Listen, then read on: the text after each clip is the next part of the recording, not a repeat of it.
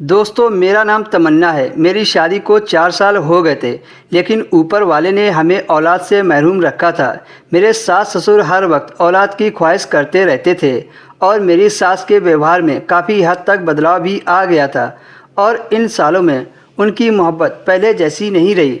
मेरी सास को तो हर वक्त यही इंतज़ार रहता था कि मैं कब उनको कोई खुशखबरी सुनाऊं और वह खुशी से झूम उठे, लेकिन यह सब तो मेरे हाथ में थोड़े ही था। सब जगह से इलाज के बावजूद भी जब हमारी गोद में कोई खुशी नहीं आई तो मेरी सास ने मेरे पति की दूसरी शादी करने को कहा और मेरे पति मुझसे सच्ची मोहब्बत करते थे, इसलिए पहले तो उन्होंने अपनी मां को साफ मना कर दिया, लेकिन रोज़ रोज़ की जिद की वजह से वह मुझे लेकर एक दूसरे बंगले में शिफ्ट हो गए। मुझे लगा शायद अब मेरी ज़िंदगी में सुकून आ जाएगा, लेकिन यह मेरी सोच कुछ ही दिनों की मेहमान साबित हुई। एक दिन मेरे पति ऑफिस से घर लौट रहे थे। ब्रेक फेल होने की वजह से उनकी गाड़ी का एक्सीडेंट हो गया और उनकी मौके पर ही मौत हो गई। मैं 22 साल की भरी जवानी में विधवा हो गई। इतने बड़े बंगले में मैं अकेले कैसे ज़िंदगी गुजारती, यही सोचकर मैंने कुछ दिन गुजारे और फिर मैं अपने माँ बाप के घर चली आई। लेकिन कहते हैं ना कि रुखसत होने के बाद बेटियाँ पराई हो जाती हैं, बिल्कुल सच ही कहा गया है। कुछ ही महीनों में मेरी भाभीियों ने मुझे ताने देना शुरू कर दिए।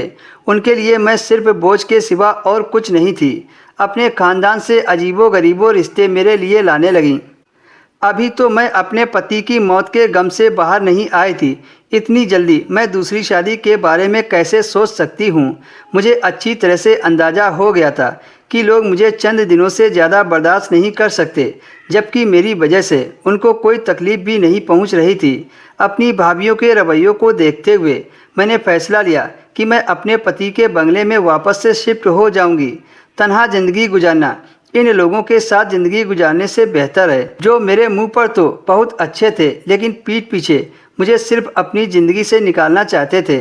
मैं अपने मायके से वापस अपने बंगले में आ गई। मेरे पति का कारोबार पापा ने संभाला हुआ था।